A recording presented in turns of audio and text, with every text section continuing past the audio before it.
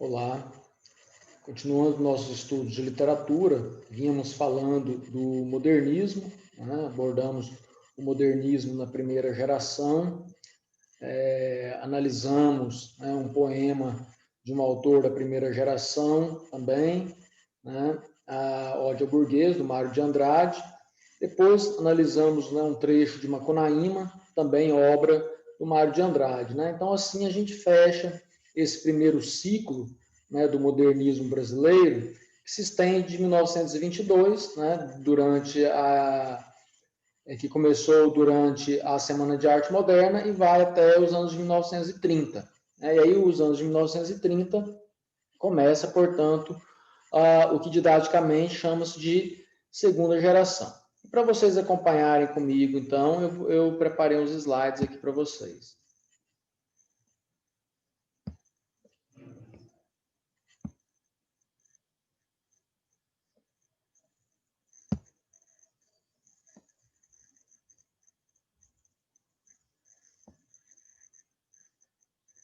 Bom, então temos aí, né, modernismo, segunda fase.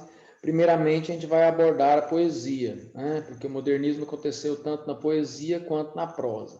A gente vai primeiramente falar da poesia e depois a gente fala do segmento, né, em prosa. Então, a segunda geração modernista, ou segunda fase do modernismo, representa, né, o segundo momento do movimento modernista no Brasil, que se estende de 1930 a 1945.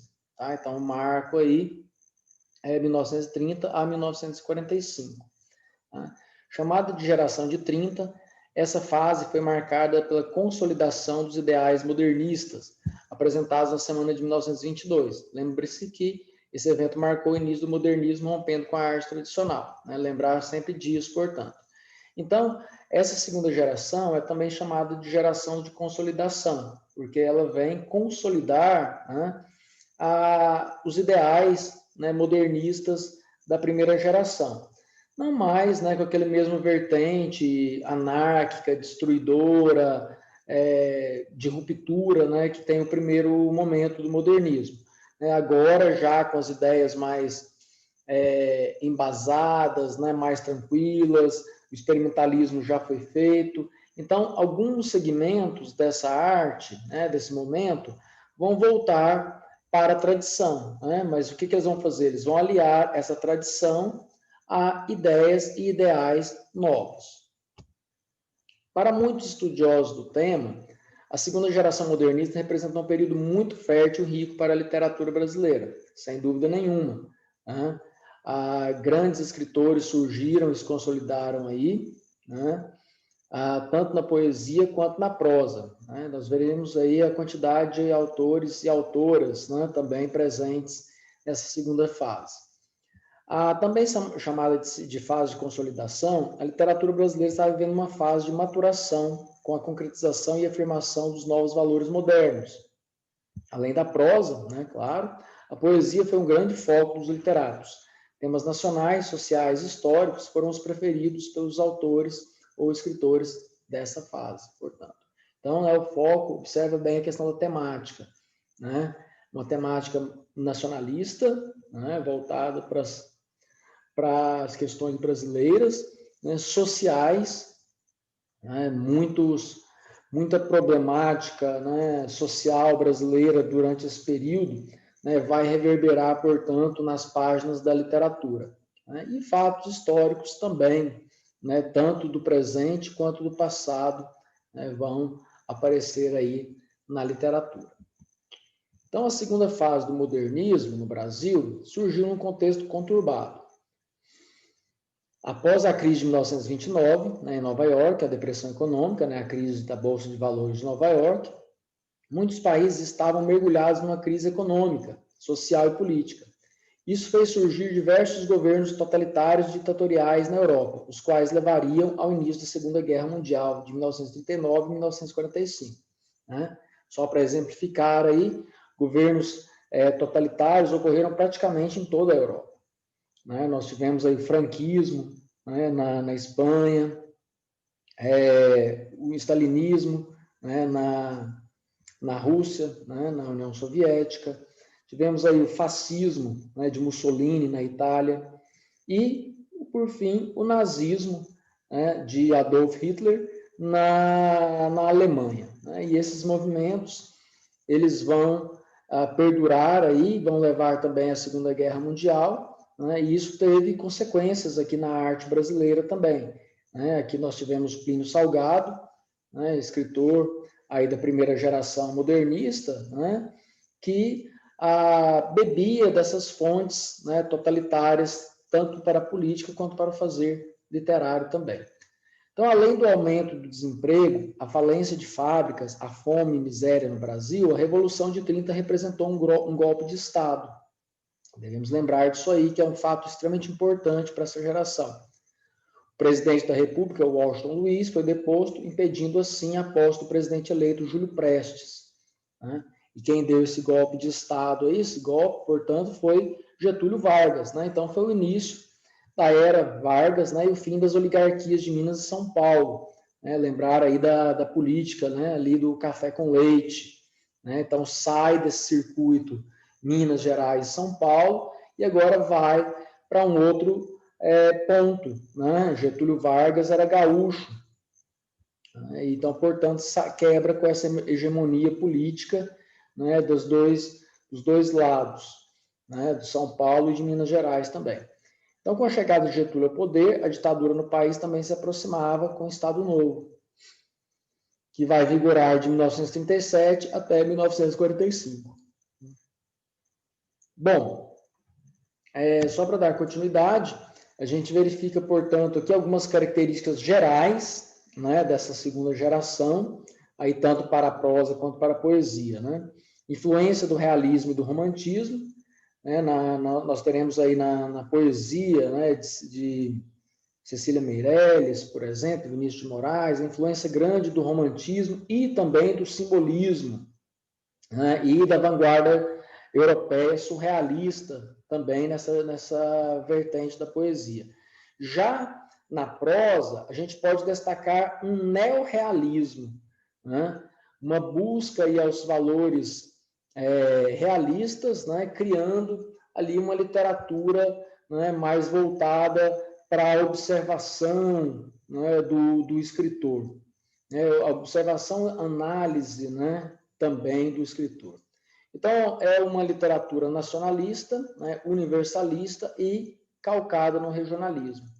É interessante lembrar disso aqui, né, esse momento da literatura, né, as questões regionais vão aparecer muito fortemente, né, tanto que nós daremos início aí a um ciclo de romances, aí quando eu falar da prosa, né, de um romance vindo do Nordeste, né, romance do Rio Grande do Sul, romance aqui de Goiás, né, nós temos aí o escritor Bernardo Ellis, por exemplo, Hugo de Carvalho Ramos, né, todos escritores goianos. Então foi uma época muito prolífica, né, para a literatura brasileira.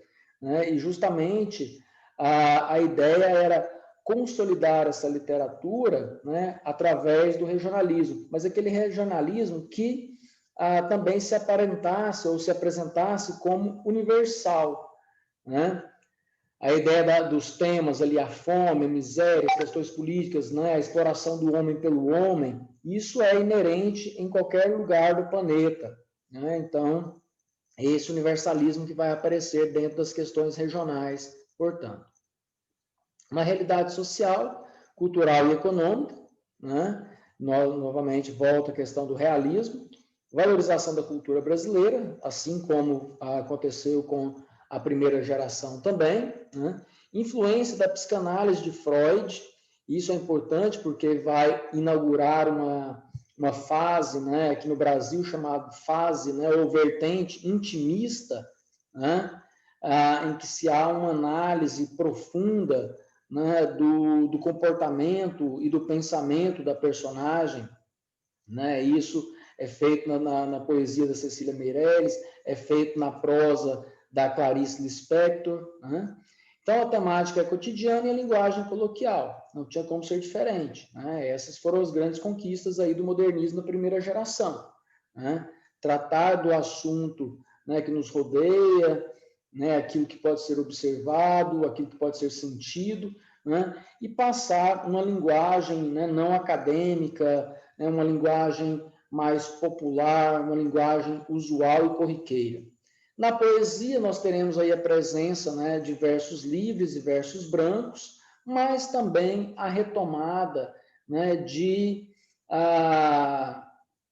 poemas, né, de estruturas poéticas tradicionais, como o soneto, por exemplo, que será amplamente explorado por Vinícius de Moraes. Tá? Lembrando que versos livres são aqueles que não têm uma contagem de sílabas poéticas, né, e versos brancos aqueles que não têm rima. Então, vamos lá. A poesia da terceira, aliás, a poesia de 30, na segunda fase do modernismo. Então, o melhor momento da poesia brasileira aconteceu na segunda fase do modernismo e que ficou conhecido como a poesia de 30. Esse momento se caracteriza pela abrangência temática em virtude da racionalidade e questionamentos que norteavam o espírito dessa geração. Então, nós temos aqui, né, uma temática vasta, grande, né, abrangente, né, em virtude da racionalidade, né, mas também vai conviver nessa mesma geração, né, elementos questionadores, né, do próprio espírito da época. Né? Então, essas duas características, né, aparentemente antagônicas, né, uma racionalidade e uma espiritualidade, né, isso vai se consolidar, né, isso vai se sincretizar durante essa literatura, né, poética da geração de 30. Então, selecionei aqui alguns dos principais autores e obras, né, dessa poesia. Nós temos aí o Carlos Drummond de Andrade, né, mineiro de Itabira, né? O Carlos Drummond de Andrade ele foi o precursor da poesia de 30 e, sem dúvida, um dos maiores representantes com destaque para sua obra Alguma Poesia, publicado em 1930. Então, esse livro, essa obra, Alguma Poesia, é a obra que vai marcar, portanto, o início, né, dessa segunda geração poética. Né? O Carlos Drummond de Andrade ele foi um escritor muito prolífico, né? Escreveu durante a boa parte da sua vida, né? E ele veio a falecer já com uma certa idade, ele faleceu em 1987, né? Então, ele participou, né, ativamente dessa geração de 30, como um precursor, como um inaugurador, mas depois ele vai também frequentar os outros momentos da literatura brasileira, né? Como a geração de 45, os movimentos de vanguarda da década de 50, né? E ele escreveu de diversas formas, né? Não só poesia, mas escreveu também crônicas, né? Para os jornais e tudo mais, né? Nós temos, então, a Cecília Meirelles, né? Com forte influência da psicanálise e da temática social. Cecília Meirelles é considerada uma das maiores poetisas brasileiras. E olha que ela nem gostava de ser chamada de poetisa, né? Ela foi a primeira mulher a ser aceita também na Academia Brasileira de Letras, né? E ela gostava de ser chamada de poeta. E a Cecília Meirelles tem, então, essa pegada, essa vertente, né, mais espiritual, né, também. E aí a gente vai perceber na poesia dela uma influência grande dos movimentos do final do século XIX, né, sobretudo do simbolismo, né, o simbolismo francês e também do simbolismo do Alfonso de Guimarães e do Cruz de Souza, né, ambos brasileiros, né, e também a gente vai ter uma influência grande do surrealismo, né, uma vanguarda europeia aí de 1924. Tá? Então, as obras que merecem destaque são Batuque, Samba e Macumba, Festa das Letras e Viagem. Aí nós teremos agora o Mário Quintana, né, gaúcho, né, Mário Quintana, chamado de poeta das coisas simples, né, perceba a questão do cotidiano aí inserido nessa poema, né, nessa poesia dele. Mário Quintana possui uma vasta obra poética, também muito prolífico, né. Desse período merece destaque seu livro de sonetos, né, olha o retorno aí a uma estrutura clássica, né, o soneto, intitulado A Rua dos Cataventos, publicado em 1940. Nós temos aí o Murilo Mendes, né, o Murilo Mendes, né, além de poeta, foi destaque na prosa de 30 também. e atuou como divulgador das ideias modernistas na revista criada na primeira fase modernista, né, Antropofagia. Nós falamos sobre isso. O Murilo Mendes, a poesia dele é de clara influência também surrealista, né? Ele se inseriu bastante dentro dessa ideia do onírico, do sonho, né? da percepção, né? Daquilo que não é possível ver, e também uma influência grande das questões espirituais, né? Religiosas, católicas, né? Um poeta também voltado para essa vertente, né? Religiosa. E na sua obra poética merece destaque poemas, né? Bumbo Meu Poeta, Poesia em Pânico e O Visionário, de 1941.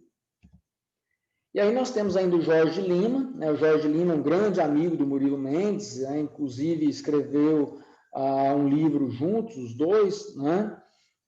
Chamado de Príncipe dos Poetas, né? Isso é um título ainda do parnasianismo, né? Tanto que o Jorge Lima, o primeiro livro dele, né, ali de 1927, ainda tem claras influências parnasianas, né? É depois, na geração de 30, ali, com o Acendedor de Lampiões, que essa modernidade vai chegar até ele. Então, assim como o Murilo Mendes, também a poesia dele é uma poesia espiritualizada, né, religiosa, né, e com alguma coisa ainda do clássico, né, do parnasiano e do simbolismo também. A sua obra que merece destaque, aí nós temos os poemas, 1927, Novos Poemas de 29, e a obra já citada, O Acendedor de Lampiões, de 1932. Para finalizar aí, o Vinícius de Moraes, né, o conhecido como Poetinha, né, grande Vinícius de Moraes, né, além de poeta, né, sendo aqui, Vinícius de Moraes foi outro grande destaque da poesia de 30, era compositor, diplomata, dramaturgo e poeta.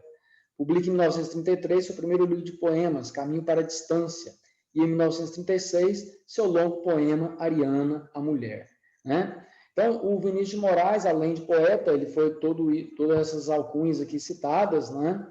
A poesia dele é uma retomada dos padrões clássicos, né? Um grande usuário aí de soneto, né? Sonetos que ficaram muito conhecidos, como o soneto da amizade, soneto da fidelidade, né? E também um compositor de mão cheia, né? Juntamente com o Tom Jobim, né? Criaram a bossa nova aqui no Brasil, né? Tanto que a música brasileira mais famosa de todos os tempos, né? Garota de Ipanema, a música é do Tom Jobim, mas a letra é do Vinícius de Moraes. E o Vinícius de Moraes também ousou pela literatura infantil, né? Escreveu uma série de poemas depois chamados de Arca de Noé, né, que se tornaram clássicos aí da poesia e da música brasileira, né? Juntamente com a Cecília Meirelles também, né? Vai ter essa retomada aí da literatura brasileira, que estava a literatura, aliás, infanto-juvenil, que vinha esquecida desde os tempos ali, né, do pré-modernismo, com o Monteiro Lobato, né, e as aventuras no sítio do Pica-Pau Amarelo, certo? Bom, então encerro por aqui, tá? Deixo aí à disposição de vocês, por qualquer dúvida, é só entrar em contato, tá bom? Muito obrigado e até mais.